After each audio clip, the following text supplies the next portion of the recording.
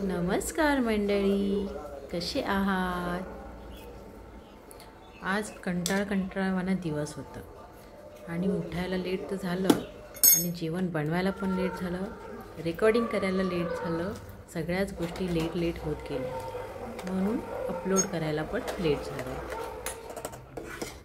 आज दुपारच्या जेवणाला आमटी भात, मसूरची आमटी, मस्तपैकी तिखट आणि भात आणि जवळ्याची चटणी. जवळ्याची चटणी आम्ही असं ड्राय रोस्ट करून घेतो. मग नंतर रोस्ट झाल्यावरती म्हणजे चांगलं खमंग वास आला पाहिजे जवळ्याचा रोस्ट करताना. त्याच्यानंतर मग त्याला पाण्यात टाकून नंतर खळखळून धुतो त्या पाण्यामध्ये आणि मग त्याची चटणी बनवतो.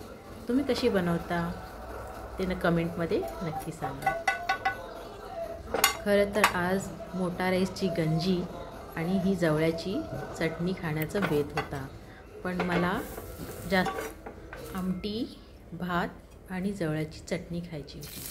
आधी तर ठरवलं होतं गोडी डाळ बनवायची तुरीची, पण ती पण कॅन्सल केली ऐन टायमाला. म्हणून मी मसूरची आमटी बनवली.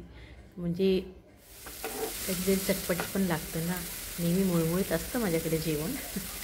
मुळमुळीत म्हणजे आमच्याकडे जास्त स्पायसी बनत नाही जेवण, त्याच्यामुळे थोडी आमटी बनवली की कसं चटपटीत लागते ना. आणि जवळा पण होता, त्याच्यामुळे आज हा बेत केला.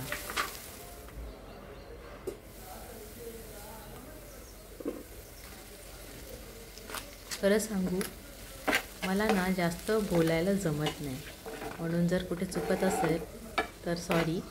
कारण मी खूप बोलताना मध्ये अडकत असते, कारण कंटिन्यू असं बोलायची सवय नाही ना, त्याच्यामुळे. आणि कुठे असे शब्द पण अडखळले जातात, तर कधी खूप मला असं छान नाही वाटत.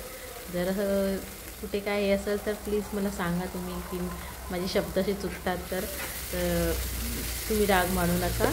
आणि माझा व्हिडिओ जर तुम्हाला खरंच आवडत असेल तर लाईक नक्की करा, शेअर करा, सबस्क्राईब करा आणि कमेंटमध्ये सांगा की काय चुकते, कुठे शब्द पण माझे अडखळतात थोडे तर ते पण सांगा, ठीक आहे. हे बघा, अशी धुवून त्याच्यामध्ये आम्ही कांदा टमाट्याच्या याच्यामध्ये आम्ही अशी जवळा टाकतो पाण्यामध्ये धुवून. नंतर मग त्याच्यावर कोकम,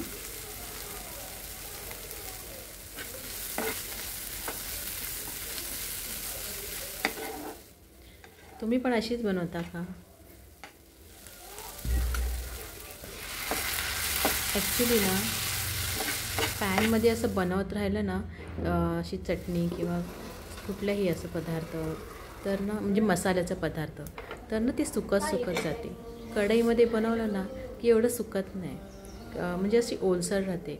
तर मी नेहमी 1-2 अशी म्हणजे ट्राय केलेलं आहे की पॅनमध्ये म्हणजे अंड्याची भुर्जी म्हणा किंवा अशी जवळाची चटणी किंवा कांदा टमाट्याचं चटणी अशी बनवायची असेल ना तर तिथे सुकत जाते. असं होतं का मला माहिती नाही, पण मी बनवते ना तर असं होतं. तर कढईमध्ये बरोबर राहते. तर तुम्ही कसं करता आणि तुमच्यावर असं होतं का ते मला सांगा. चला, एका साईडला मी स्लो गॅसवरती जवळ्याची चटणी ट्रान्सफर केलेली आहे आणि आता इकडे मी आमटीला फोडणी पण दिलेली आहे.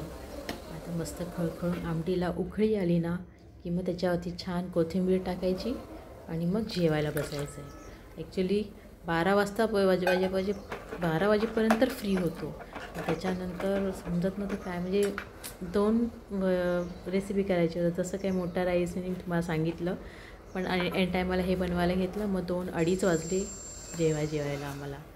कशी वाटली ही रेसिपी तुम्ही नक्की सांगा. आजचा माझा दिवस कसा खूप गडबडीत केला.